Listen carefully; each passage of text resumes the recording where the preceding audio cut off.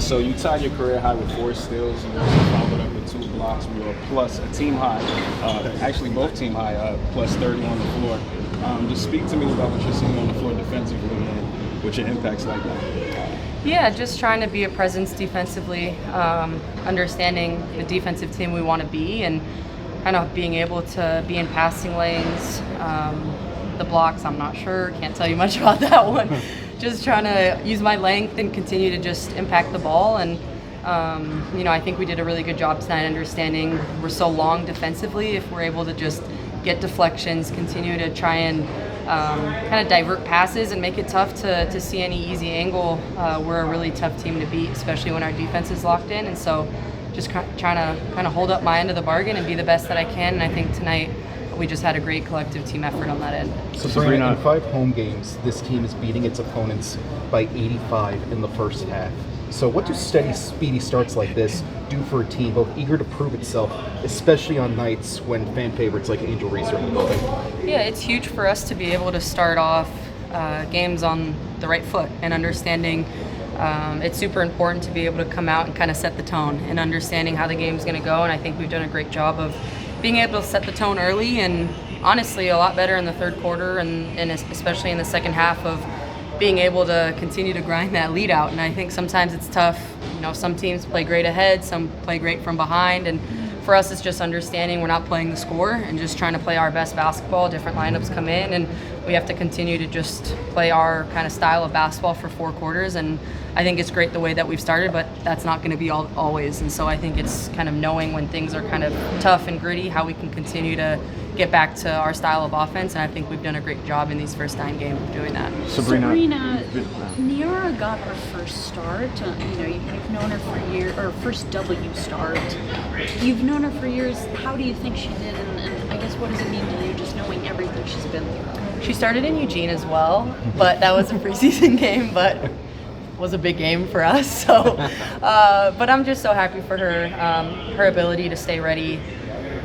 We know how much we need her, and she obviously wants to do everything she can to be out on the floor and be impactful. And obviously she was dealing with a little bit of an injury in these last few games, but I think just being able to be that friend for her and telling her like she has to take her time to get healthy, because we know what she's capable of when she's out there. And I think her ability to come in tonight, she hadn't played in a few games, and make a huge impact. She had an and one. She was just kind of everywhere and being able to give us the best minutes that she could, and super proud of her and knowing she's going to just continue to build.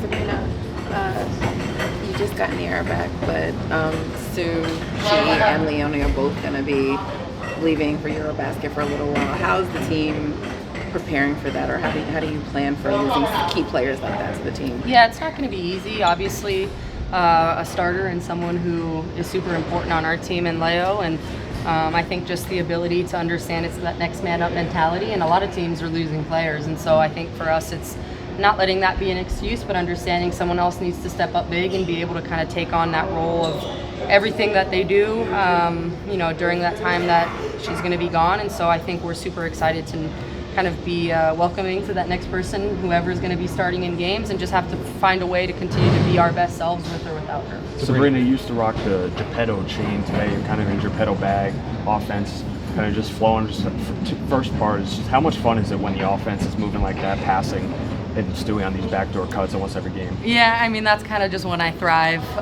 in my ability to create offense through my passing, and it's usually when I'm playing the most free and fun and just kind of reading defenses. And I'd say it's everyone's still getting to know everyone in lineups, and I think KB and I have had great chemistry as well, and understanding when to cut, when to roll. And obviously Stewie and I continue to just get better with one another and kind of understanding passing angles, and I'm usually passing even if I'm not looking at her, and I think she's always ready and knows. So for me, I think it was just understanding kind of the pace and space of the game, and knowing that I want to get my teammates the best shot, and passing something I do every single night and something I pride myself on. And so tonight I think it kind of was just on full display for all of us. And on that same token, you had the Bryant family here today. Just what was that like? Yeah, they come to a game every single year, and so it's fun for them to be able to come watch. The girls were getting older, and I heard them kind of cheering my name as I was running down, so it was just fun to kind of look over and smile. But obviously I have a great relationship with them, and I'm thankful they always make it out every year to at least a game. Sabrina, the big news of the W today was Allie Quigley officially announcing her retirement. So from one backcourt maybe to another, how did she kind of inspire your game a little bit? How did she kind of inspire your game a little bit, and what was it like prepping for Allie Quigley in her heyday?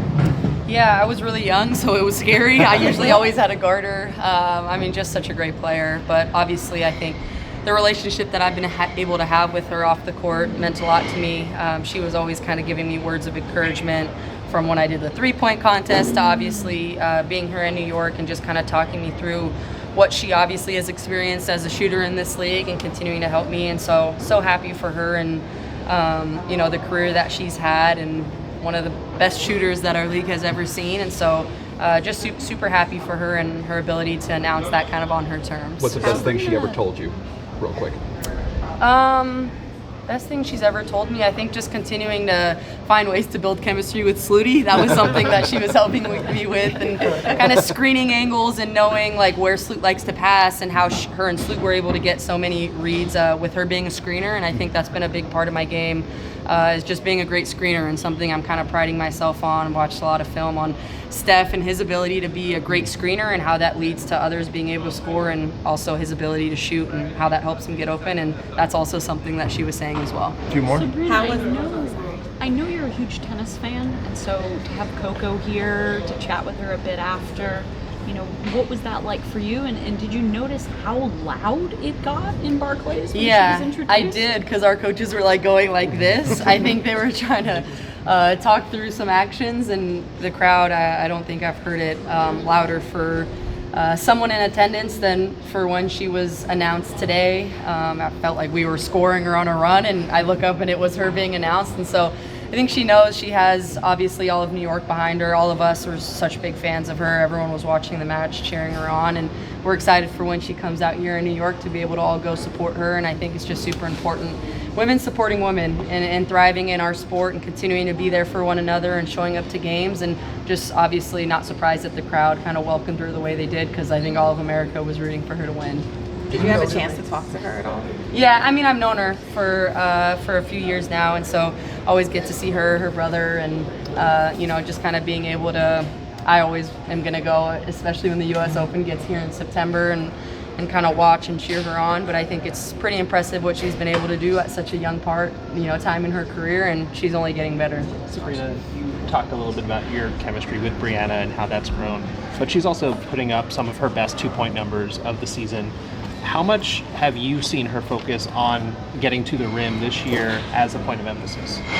Yeah, I think, her ability to read the game and also just understand what teams are giving up, and her ability to go in on every single night and take what the defense gives her but play at her own pace is really impressive, and something that I've been able to kind of watch and look up to her, and her ability to do that just kind of, as a veteran, I kind of view her as kind of the vet that I was able to have, and watch how she's been able to manipulate defenses. But she's so versatile. I mean, her ability to be a 1, be a 2, 3, 4, 5, you name it, is really impressive. And for her, just super happy with how great and all-around games she's been playing. She hasn't necessarily been honing in on one thing she wants to do. I think she's going out there and she's just reading and playing beautiful basketball. And for me, it's fun to be able to put her in position to succeed, and feel like we're doing that in the pick and roll at a really high clip. Thanks, Seth. Appreciate your time and insight. Thank you, guys. Thank you. Good night.